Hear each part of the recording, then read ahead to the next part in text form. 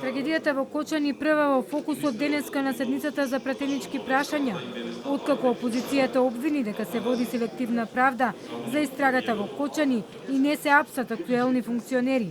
Премиерот Христијан Мицкоски посочи дека ако јавниот обвинител одлучи дека треба него да го приведат, нека го приведат.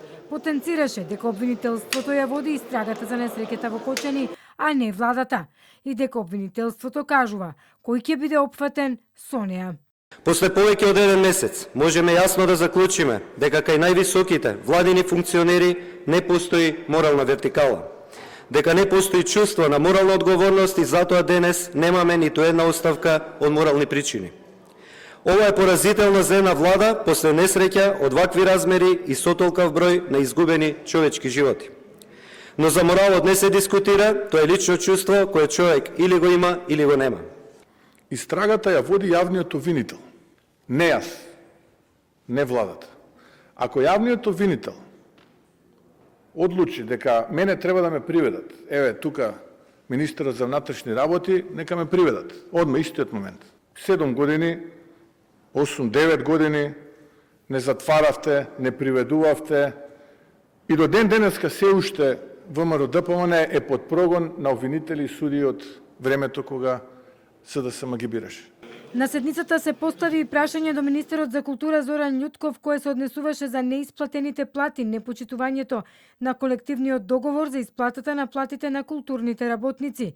Љутков одговори дека не може да исплати нова плата без поддршка од Министерството за финансии.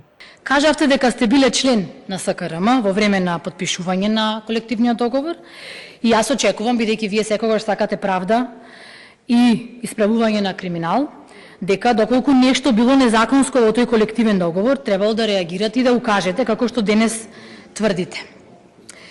Сакам да знам дали и зошто сега го напаѓате колективниот договор, дали планирате да го промените членот 65 од истиот колективен договор. Никогаш јас не сум рекол, иако сум бил и член на СКРМ, никогаш не сум рекол дека овој колективен договор е незаконски, туку секогаш сум кажувал дека овој колективен договор нема поддршка од Министерството за финансии.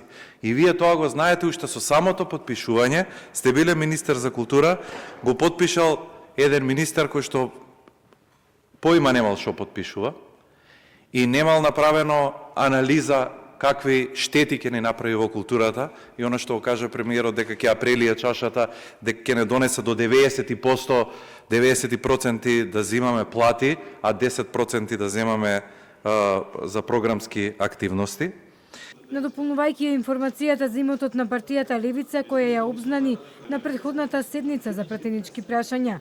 Тој на говорницата покажа и фотографија од објектот и посочи дека во истиот тој локал е регистрирано и друштво за гостителство и услуги. Најави дека лично ќе го брани законот за правична застапеност во собранието, информирајќи дека е готов, но треба да се усогласи и со уставот. На критиките и прашањата како до подобар животен стандард за граѓаните, Мицкоски најави дека платите ќе растат, но и дека ќе има инвестициски бран од 6 милиарди евра, изградба на клинички центри и болници, пруги и ски центри.